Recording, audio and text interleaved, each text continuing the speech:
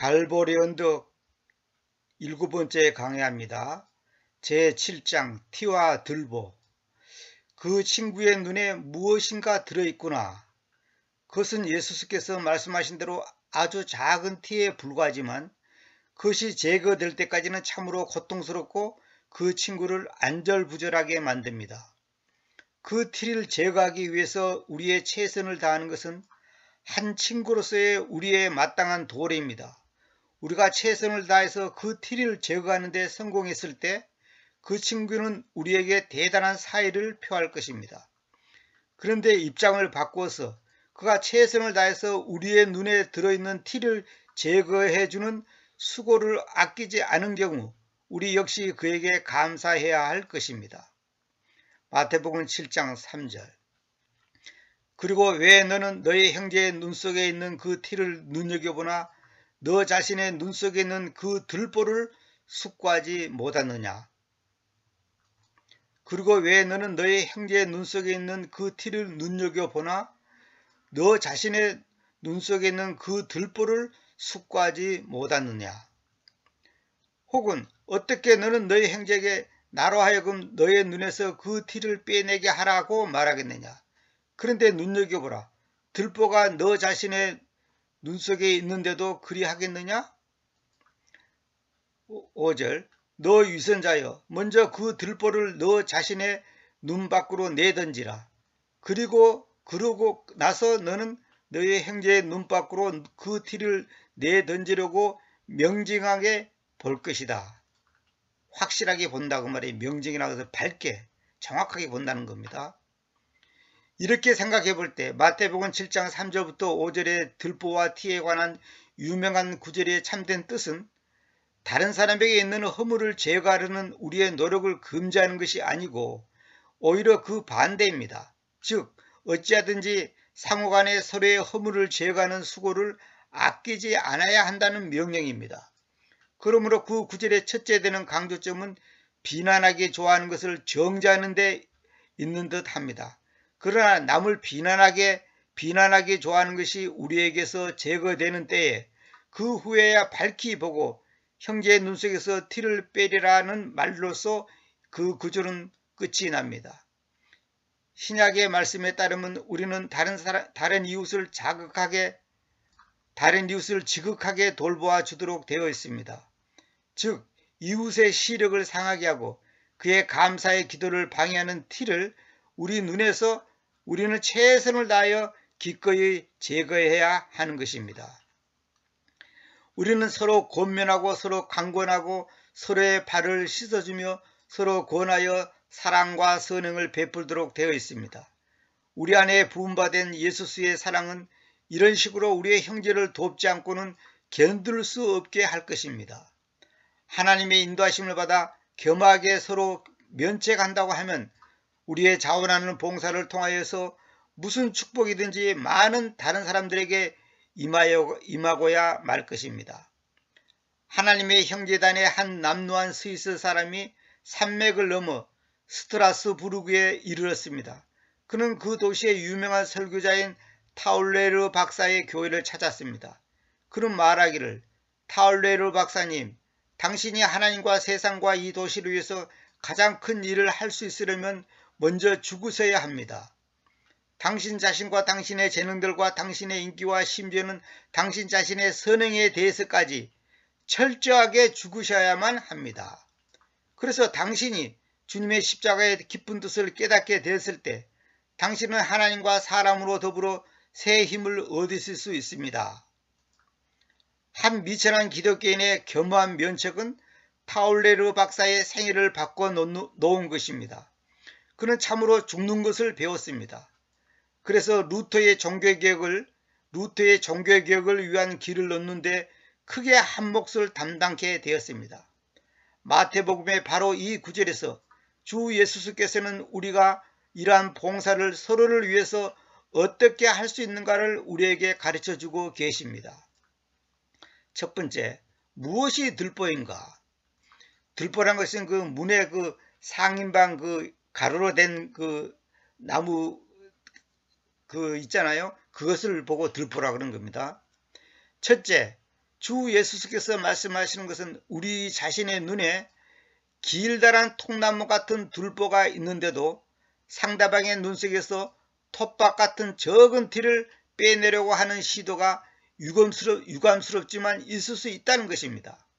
그렇지만 그러한 경우에는 다른 사람에게 있는 티를 빼어내는 기회를 우리는 갖지 못합니다. 왜냐하면 우리가 우리 자신을 똑바로 보지 못하기 때문입니다.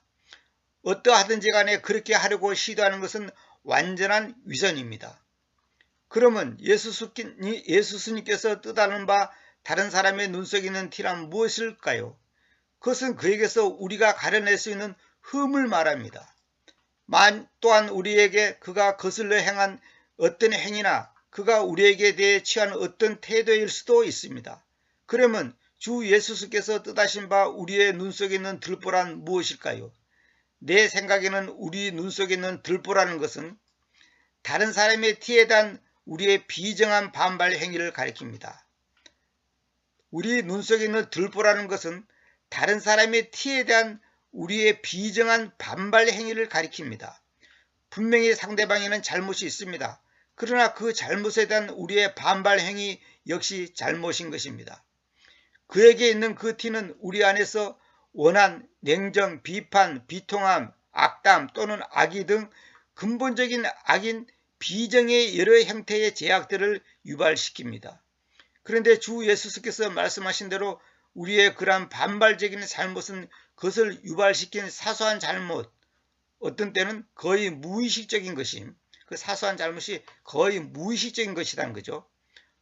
사소한 잘못보다 훨씬 약한 것입니다. 헬라어로 티는 작은 파편을 의미하고 들보는 석가래를 의미합니다.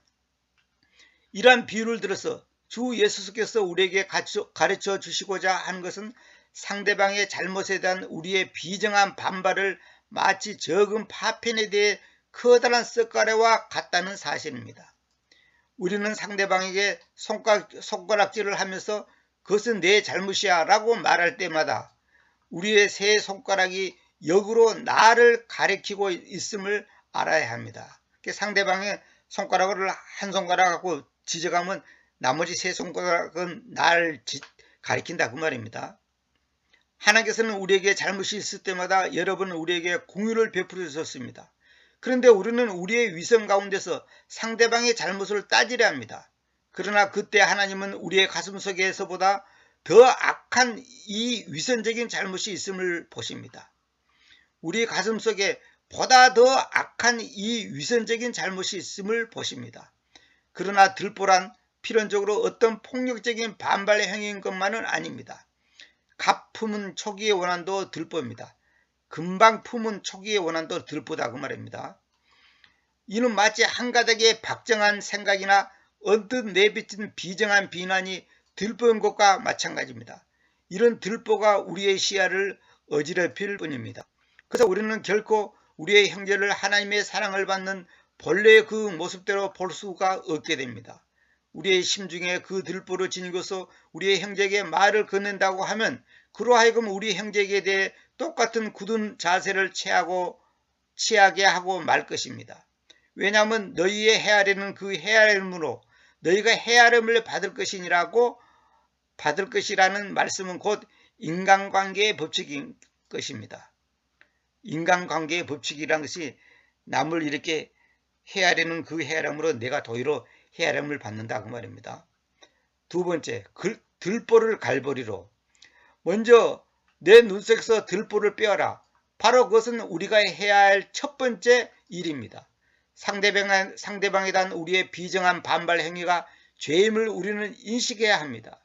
우리는 그 들보를 갈보리로 가지고 나아가 무릎을 꿇고 거기서 예수를 보며 그 죄로 인해서 주님이 무엇을 치렀는가를 일별해야만 합니다. 여기서 일별한 것은 한번 분명히 구별지어서 생각해 봐야 한다 그 말입니다. 그의 발 앞에 꿇어 엎드려 우리는 그 들보를 회개해야 합니다. 또한 새로워지도록 부서져야 합니다. 새로워지도록 부서져야 합니다. 그리고 주 예수께서 전적으로 신뢰하여 그의 보배로운 피로 그 들보를 깨끗게 하시고 그것 대신에 그분의 사랑으로 우리를 가득 채워주시도록 해야 합니다. 우리가 그분의 약속을 믿기만 하면 그분께서는 반드시 그렇게 해주실 것이며 또한 그렇게 하십니다. 그러고 나서 우리는 찾아가 우리의 심중에 있었던 죄와 그리스도의 피가 거기 갈보리에서 어떤 변화를 초래했는가를 그에게 말하고서 우리를 용서해 줄 것을 요청해야 할 것입니다. 방관자들은 흔히 때로는 스스로가 심중에 이렇게 말할 것입니다. 우리가 고백하고 있는 죄는 다른 사람의 아직 고백하고 있지 않은 잘못보다 더 악한 것이 아니다 라고 말한다는 거죠. 그러나 우리는 갈보리에 다녀왔습니다. 그리고 갈보리의 십자가가 그늘 아래서 사는 것을 배우고 있습니다. 갈보리의 십자가 그늘 아래서 사는 것을 배우고 있습니다. 우리는 거기서 우리의 죄를 보았습니다. 그러기에 우리는 결코 더 이상 우리의 죄를 상대방의 죄와 비교할 수가 없는 것입니다. 우리가 이러한 회개의 단계를 밟아 나아갈 때 우리는 상대방의 눈 속에서 티를 빼낼 수 있도록 분명하게 볼 수가 있습니다. 그 순간에 상대방이나 우리가 이전 전혀 갖지 못했던 빛을 우리에게 비추어 주시어서 다른 사람에게 도움이 되게 하십니다. 그리고 또한 우리는 이전에 우리가 그렇게 못마땅하게 여겼던 그 티가 사실상 존재하지 않고 있음을 알게 됩니다. 사실 그 티는 우리 안에 있었던 어떤 것의 투영에 불과한 것이었습니다. 다시 말하면 상대방이 갖고 있는 그 티가 나쁘게 보였지만은 사실은 내 안에 있는 그 티에 대한 투영, 그 내 속에 있는 그 티가 투영된 것에 불과한 것이지 내가 보는 그 첫 번째 느끼는 그 티가 그렇게 심각한 게 아니다 그 말입니다. 그러니까 결국 내 속에 있는 것이 상대방한테 보인다 그 말입니다. 다른 한편으로 우리는 그 자신은 거의 의식하지 못한 감추고 숨겨진 것들을 그에게 나타내 볼 수도 있습니다. 그리고 나서 하나님이 우리를 인도하신 대로 우리는 인정 있고도 겸허하게 상대방에게 면책을 해야 합니다. 그리하여 그가 그 죄된 것을 볼 수 있게 해야 합니다. 그리고 그것들을 죄를 씻는 셈으로 가지고 가서 건져냄을 발견케 해야 합니다. 죄를 씻는 셈이라고 하시니 갈보리 언덕을 말한 거죠. 그는 참으로 우리가 면책해 주는 것을 환영할 것입니다. 만일 그가 겸손한 사람이라고 하면 그는 우리에게 감사할 것입니다. 왜냐하면 우리 안에 아무런 이기적인 동기가 없고 다만 그를 위한 사랑과 관심만이 있음을 이제는 그가 알게 되기 때문입니다. 하나님께서 우리를 인도하여 다른 사람을 면책케 하실 때에 우리는 두려워한 나머지 주춤해서는 안 됩니다. 논쟁을 벌이거나 강압적인 말실을 쓸 필요도 없습니다. 다만 하나님께서 말씀해 주신 것만을 전언하여서 말을 옮긴다는 뜻입니다. 전언하여 그에게 남겨주면 되는 것입니다. 상대방이 자기의 허물을 깨닫게 하는 것은 하나님이 하실 일이요 우리의 일은 아닙니다. 교만하여 목이 곧은 나를 기꺼이 굽히는 데는 시간이 걸립니다. 입장을 바꿔서 반대로 우리가 면책을 받을 때 변명하거나 자기의 입장을 털어놓으려 할 필요가 없습니다. 자신의 허물을 지적해준 상대방에게 감사하면서 그 면책을 침묵으로 묵묵히 받아들여야 합니다. 그러고 나서 하나님께 그 문제를 가지고 나아가 그분께 물어보아야 합니다. 그래서 그 상대방의 말이 옳았으면 그에게 가서 잘못을 고백할 만큼 겸손해야 하며 그리하여 함께 하나님을 찬양해야 합니다.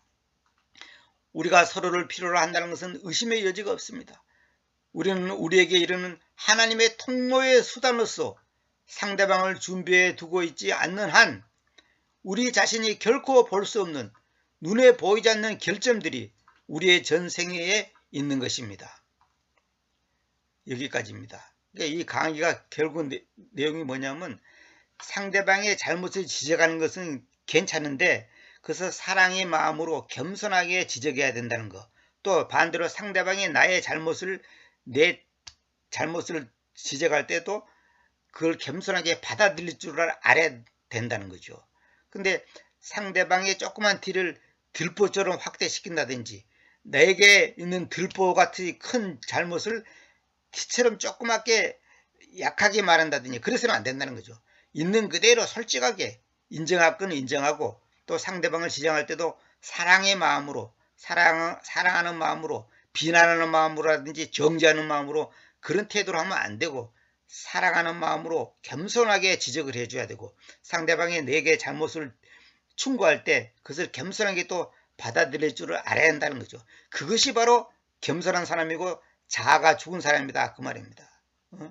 그러니까 우리 자신이 결코 볼 수 없는 눈에 보이지 않는 결점들이 우리의 전생에 있는 것입니다. 그렇죠. 누구든지 어떤 것을 잘하는 면도 있지만 내가 볼 수 없는 어떤 단점이 나한테 있다는 거죠. 그러니까 엊그저께 어떤 분이 설교하면서 그 얘기를 하더라고요.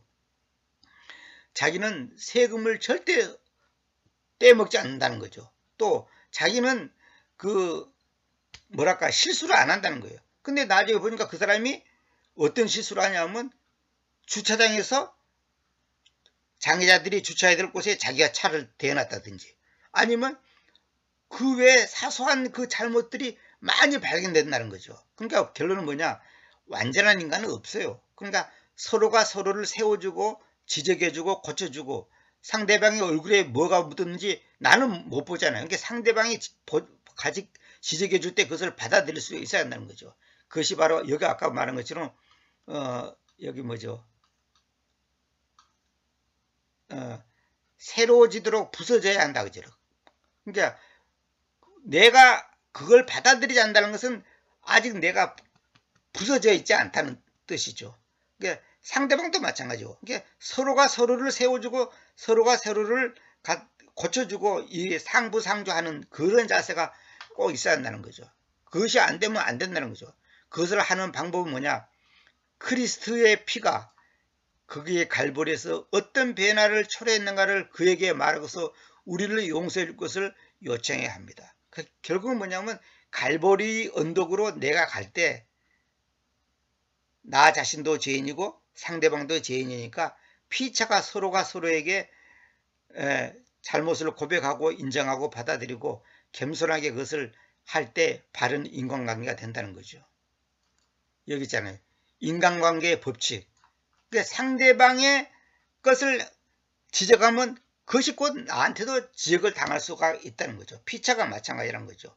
그러니까 이것이 바로 교회 생활에서 지체와 지체끼리의 그 가장 바른 그 태도죠. 그러니까 상대방이 지적을 할 때도 상대방을 지적할 때도 겸손하게 지적해야 되고 상대방이 나를 지적할 때도 겸손하게 받아들여야 한다 그 말입니다. 이것이 바로 성숙한 크리스찬의 태도라는 것을 말하는 건데 이 내용이 정말로 너무나 귀하고 좋습니다. 같은 이분의 글을 읽어보면 너무나 실질적이고 막연한 이론이 아니라 실제 우리의 삶 속에서 아주 적용할 수 있는 좋은 내용들이 너무나 많습니다. 그래서 제가 옛날부터 이 컴퓨터에 이걸 가지고 있으면서 그동안 내가 자세히 못 봤는데 최근에 제가 읽어보니까 제 자신도 굉장히 많은 것을 배우게 됩니다. 자, 오늘은 여기까지 하도록 하겠습니다. 감사합니다.